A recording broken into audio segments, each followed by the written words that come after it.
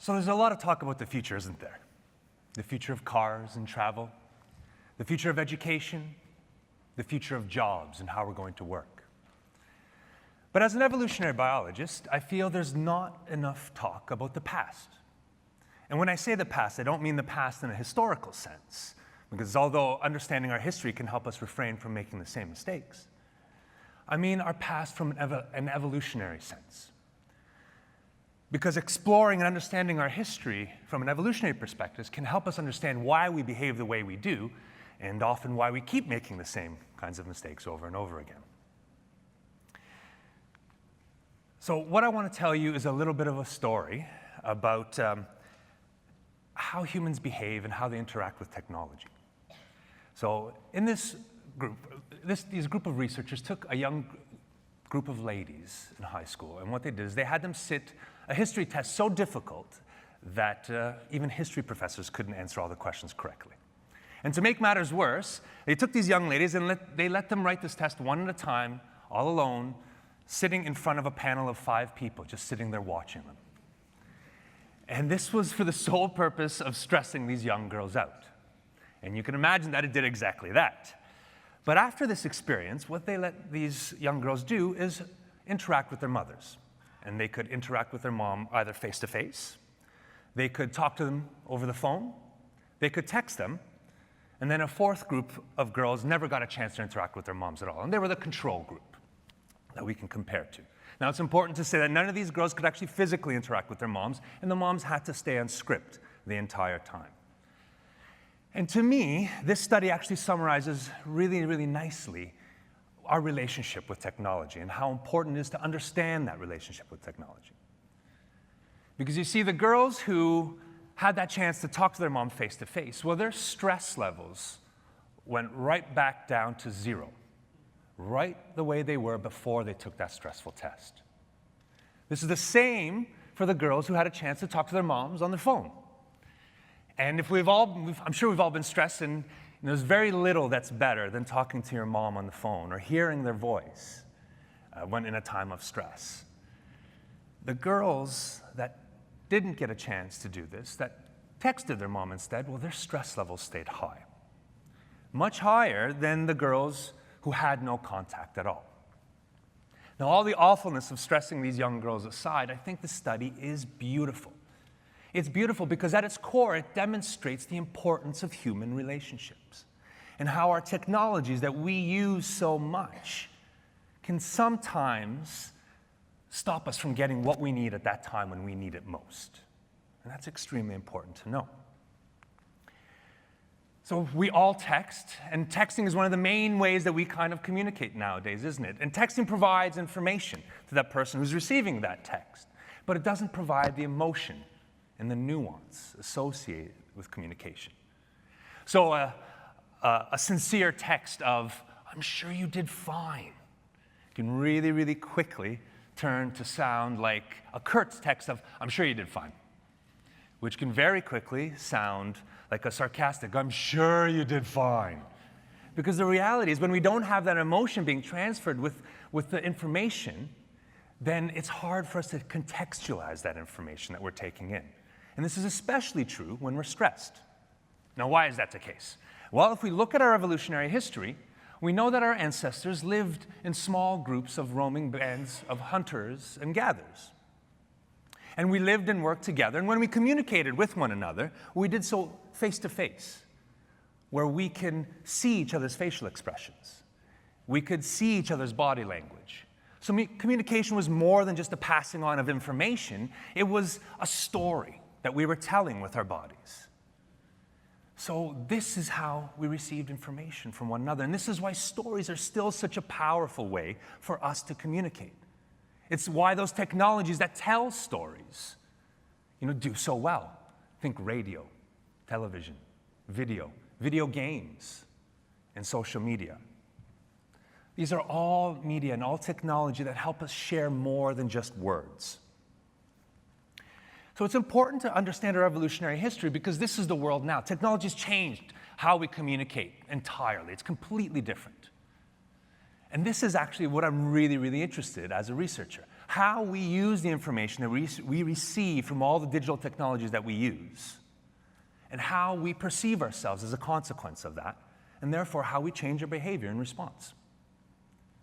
And I think it's really, really important to understand this, especially for our youngest generation, those individuals who are in school, our children. Because school hasn't really changed very much, has it? Over the last few centuries. It's still kind of the same thing. Teachers sitting in the front of the class, imparting their knowledge to students sitting in desks. And although technology has added to how information is transferred in that kind of way through PowerPoint and videos and interactive quizzes, and now the rise of makerspaces in the classroom, the class really has fundamentally stayed the same. And that's classes in primary schools as much as they are classes in universities. But technology permeates every part of our children's lives, doesn't it? As much as it does our own. We're having this discussion about what we should do with technology in the classrooms. But this is what we have to remember. This is a world that we adults have created for our children. And this is a world that our children are simply trying to learn how to inhabit.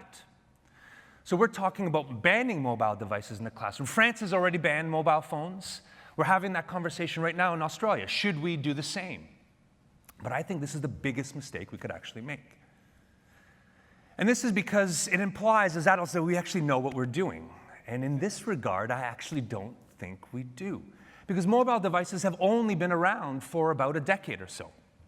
And if you spend time commuting on your way to work and you see your fellow commuters and the way they interact with technology, and you look at your colleagues at work and you see how they interact with technology, you know that they have as difficult a time putting their devices down as our children do. So if we can't detach from these devices, how can we simply just expect our children to be able to? So instead of telling them how to live their lives, why don't we take these devices that are so central to their lives and bring them into the classroom and make them more than just devices for entertainment? Because these devices have so much power, don't they? They have all these sensors, they have all these cameras. They're more powerful than the computers that sent us to the moon. What if we could take these devices and make them into pieces of scientific equipment? Tools that could help students share stories in the classroom. Stories of discovery. Stories of understanding the world around them. This is one of my classrooms and some of my students, and this is how we interact in our class. The devices aren't central to learning, they're part of the learning process. So I've been working with a number of individuals over the last few years, and what we've done is we've created apps that help students engage in this kind of a way. So I'll show you one of these right now. This one's called Xenon Chrome, where you're a predator sitting in the middle of a cave, and you have to try and hunt different items to find. And you're moving your phone around using the accelerometers like you're actually looking for these bugs. And you look and you find another one, and this one you decide to eat, and unfortunately he's poisonous. Now it kind of blurs your vision, and it kind of affects how you hunt. You have to wait. So you're looking around, and this subsides, and now you find something else, and you decide to eat it. And when you do, you get startled a little bit. These are all real animals in nature. Not exactly like this, but they behave like the way they do in nature. And students are behaving like the animals do in nature. They're catching these prey, and they're trying to survive for as long as they can. So they're learning through experience, a story about what it's like to be a predator in their environment. And this is fun because students start talking to each other, and it increases that communication, and they're enjoying, and they're figuring out the rules of this game. But the best part of this is because we're using this technology, what we can now do is collect the information that these students, the decisions they're making, all anonymously, and then we can put them up on the board, all in real time. Now, all of a sudden, the students are more than just actors in this game. They're the scientists collecting the data. Okay, so this may look overwhelming, but I'm going to show and walk you through this whole thing. Students, if you ask students to play this game 5 times in a row, which takes less than 10 minutes, you notice they get better. They score more points over time because they're living longer. They're figuring out the rules of the game. They do this by recognizing how to find those camouflaged items, those ones that are hard to find but good to eat, and they get better at it, just like other animals do. They also learn to avoid those prey items that are costly and poisonous, just like other animals do in nature. And those ones that do that weird, startling behavior, which are real animals, butterflies do, they have those eye spots in the display that way, they learn that they are okay to eat, but it takes them a little bit longer to figure that out. And they do it at a different rate if you look at that scale on that bar. So now, all of a sudden, you talk to students in the classroom, and they get this. This thing that I've been trying to teach students for years in such a complex topic, they get this in a few minutes because they were the ones acting in that game. They were behaving, and they were telling a story and experiencing that story. But this story comes with evidence, the data that they collected. And the neat thing about this evidence, these evidence-based stories, is that's what science is. Science is just a bunch of stories that we have evidence to support. Well, the Earth goes around the sun. It's a story that someone gained evidence for, didn't they? That all life on this planet shares a common genetic code, and changes over that genetic code over time lead to the evolution of different species. It's a story. But over the years, we've gathered evidence. And that's what we're teaching students to do here. We have games that teach students about mating system evolution and mate choice, called Spinder, a spider dating app. And in this app, students swipe spiders to the left and to the right to learn more about how traits are passed on to the next generation. A simple mechanic that works. Here's another game called Cat Burglary, where students are a pizza delivery rectangular prism. And they have to deliver pizza to different homes, and at some point they get picked up by the cops, and they have to recreate one of the crime scenes. And this teaches students about how memories are imperfect, and how our experiences can shape those things that we remember.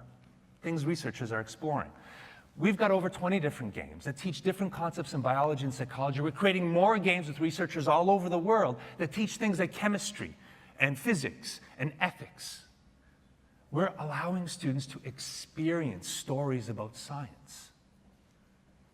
Okay? We help them become scientists. We help them learn that critical thinking that's so important, not just in science, but in any career path they're going to take. And it's going to become more important as our lives change and technology takes a bigger role in our lives.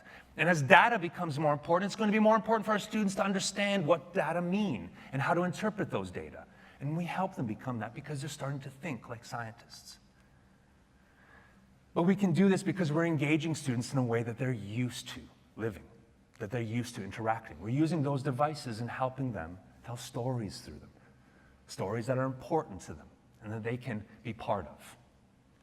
So when people say that we should remove mobile devices from the classroom, I say let's instead use those devices to tell more stories and to get students more interactive in the classroom, because that's the way our children are going to learn, and that's how they're going to better experience their lives. Thank you.